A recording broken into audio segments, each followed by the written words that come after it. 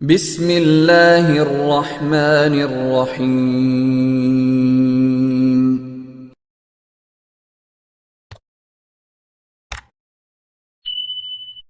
السلام علیکم ورحمۃ اللہ وبرکاتہ۔ الحمد للہ والصلاۃ لنبیہ محمد وآلہ وصحبہ اجمعین، اما بعد۔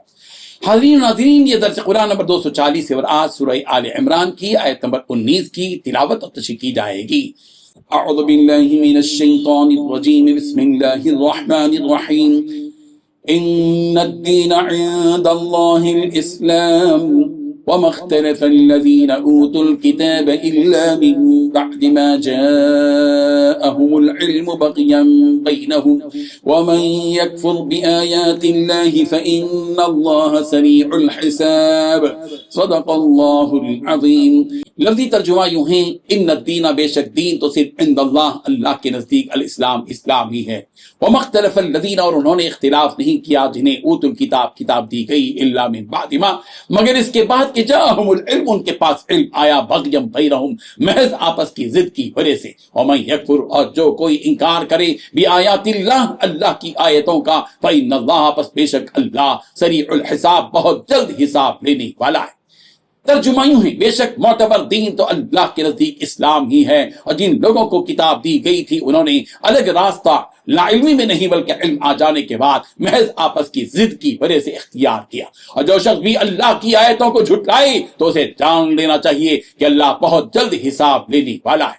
اس آیت میں 3 باتیں بتائی گئی ہیں۔ پہلی بات، بے شک معتبر دین تو اللہ کے نزدیک اسلام ہی ہے۔ دوسری بات، جن لوگوں کو کتاب دی گئی تھی انہوں نے الگ راستہ لا علمی میں نہیں بلکہ علم آ جانے کے بعد محض آپس کی ضد کی وجہ سے اختیار کیا۔ تیسری بات، جو شخص بھی اللہ کی آیتوں کو جھٹلائے تو اسے یاد رکھنا چاہیے کہ اللہ بہت جلد حساب لینے والا ہے۔ بزرگان محترم، اللہ تعالیٰ کے ہاں مقبول و پسندیدہ اور معتبر دین صرف اور صرف دین اسلام ہے۔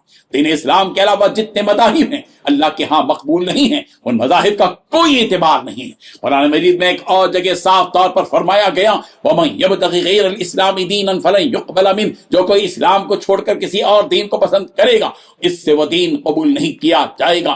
دنیا میں جتنے پیغمبر آئے ان سب نے دین اسلام کی دعوت دی، جو ان پر ایمان لایا وہ مسلمان ہو گیا، اور جس نے ان کی دعوت کا انکار کیا وہ کافر ہو گیا۔ اہل کتاب یعنی یہود و نصارہ نے جو اس اختلاف کیا اور آپ کی حقیقت کو جاننے کے باوجود آپ کے خلاف راستہ اختیار کیا، وہ جہالت کی وجہ سے نہیں تھا بلکہ محض ہٹ درمی اور زدہ زدی کی وجہ سے تھا۔ ان یہود و نصارہ کو دنیا کی سرداری مطلوب تھی، جس کی وجہ سے انہوں نے اللہ کی آیتوں کا، رسول آخر الزمان کی نبوت کا انکار کیا۔ جو کوئی اللہ کی آیتوں کا انکار کرتا ہے ان کے انکار کا نقصان نہ اللہ کو ہے نہ رسول کو۔ ان کے اس انکار کا حساب و کتاب بہت جلد ہو جائے گا اور ان کے جرم کی سزا انہیں مل کر رہے گی۔ رب ذوالجلال ان آیات کو سمجھنے کی توفیق عطا فرمائے، آمین۔ وآخر دعوانا ان الحمد للہ رب العالمین۔ ڈیلی درس قرآن کو سبسکرائب کیجئے، اپنے تاثرات اور مشورے ارسال کیجئے، اور متعلقین کے گروپ بنا کر انہیں روزانہ درس قرآن بھیجیں اور اجر ثواب پائیں۔